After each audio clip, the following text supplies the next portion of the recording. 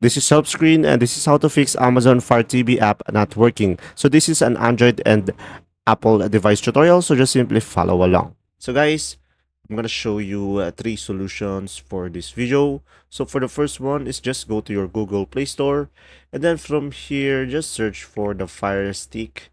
And guys, just tap on the application. And for the first solution, just make sure you are running the latest version of the app. And guys, when Amazon Fire has an update, you should be able to update it over here. And now for the second solution is just go to your settings on your device and then tap on the apps. And then from here, just find the application Fire TV.